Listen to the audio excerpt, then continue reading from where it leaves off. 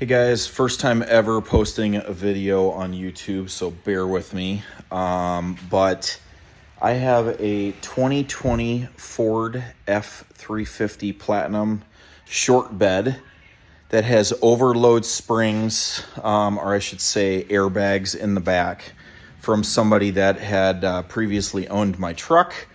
I think they're the airlift, kind of the nicer ones from all the research I did. But my truck has a 2.5-inch rake from front to back. And as many of us have issues with clearances, I park downtown at a parking ramp and the clearance is pretty terrible. So did a bunch of research on the best way to do it. A bunch of guys talk about trying to change the front end, but the front end's not the greatest because of solid axle. So then I looked at the back and taking out some of the blocks. Well, unfortunately for me, and I'll try to show you here real quick, my blocks on my truck, see if I can turn this around. Maybe I can't. My blocks on my back are really small, as maybe you can see there. They're only 1.5 because it's a 2020. And the 2020s, it sounds like were dropped a little bit better fuel efficiency. So then I started looking online the best way to do this and drop it down, and the only thing that I found that's not going to completely F everything up is reverse shackles. Not many people out there that have these things, but this is what I got. It's got they're pretty hefty. I'm pretty satisfied with them. I'll put in the description what they're made, or what company it is. But these Zerk fittings are pretty nice. Very, very good quality, really heavy. Probably 5 pounds a piece, which is nice. But essentially, I'm going to take off the old shackle and put this new one on, and it's supposed to drop it up to 1.75 inches, I believe. There's 3 different holes. I think it's 1/2 inch, 3/4, or 1 inch, and then 1.5, or somewhere around there. So I'm going to try it out, see how it goes, and I'll get back to you. To follow up on my video, I'm sorry for the lighting, but this shows a little bit better what is under my truck. You can see the spacer right up here is actually the shorter spacer on the 2020. Sounds like all you guys that have older models, the spacers are more like 2.5, 3 inch. This is a 2-inch low profile from everything I saw. Tried to see if I could get something smaller, and there wasn't really much out there. So, and oh yeah, by the way, I did put that in. I made that out of Unistrut because one of the brackets broke. So, but those are the bags right there. So I am going to drop this fitting right here. Essentially, I'm going to put this in, take this out, and put the bigger one in so it drops everything down. And also for reference, putting where my truck is sitting right now, if I'm looking at it, it's about 42.75 from my point of view. So we'll see how much it drops once I drop this thing.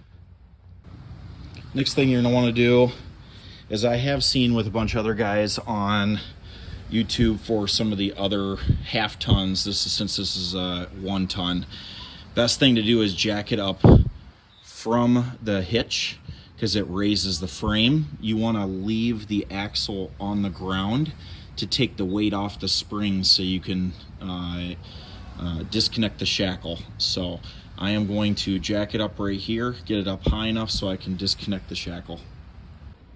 All right, I was able to drop the back, and this is what the comparable sizes are between the OE and the new. You can see this drops it probably about 1/2 inch. I'm guessing this is 1.5 inches, 1.75 inches. So we'll see how it goes. All right, here's the next part, just so that everybody knows what's going on. When you take these shackles out, you got to take it out. So the bottom has a lock kind of nut on it, which is this nut right here. And it has a spacer so it holds itself in place, so that'll come off no matter what. But the upper, as you can see, is actually from this side. And if there's tension on it, I would suggest unhooking those at first, even before you jack up the truck or the back end, because then there's tension on it and it will hold itself in place. You can take this off, and then as soon as you start jacking it up, you have to slowly feel, but it will relieve all the pressure so you can slide this out.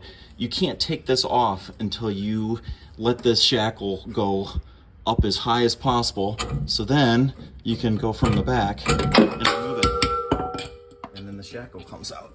So figured I'd let you guys know. All right, everyone, got all the shackles done here.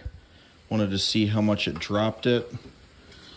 Based on what I can see, it's 41 3/4, maybe 41 5/8 if I'm holding it nice and straight. So it did drop it over an inch. Pretty happy with things. Be a lot better getting through my garage. As you can see, it's pretty close. But overall, very happy with the product, what happened, and didn't pinch the airbags as much as everybody says that it's going to. I think everything turned out great, so let me know if you have any additional questions.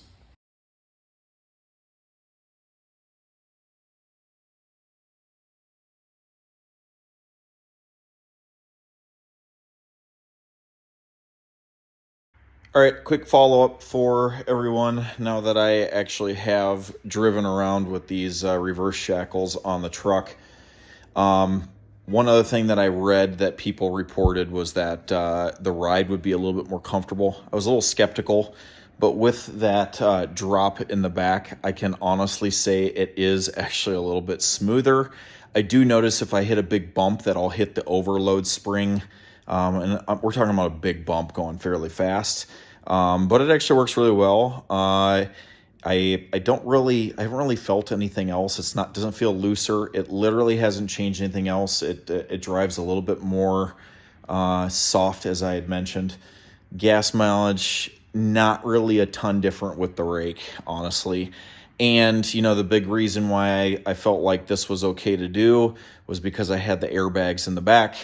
And, as I put my 8,000-pound camper on, I usually drop about 1.5 to 2 inches. So I'll probably put about 10 to 15 PSI in the bags when I put the camper on. That'll raise it back up that inch or so, and then it will be perfectly level. So hope this helps, guys. Not necessarily looking for a like or anything, because I just posted this because nobody else had a video like this on YouTube. Hopefully this helps. If you like it, if you want to press like or give me some comments on some other things you'd like to see, I am planning on doing a couple other things like a DCR replacement on this 2020 as soon as S&S comes out with it, so I'll try to post that as well. Thanks, have a good one.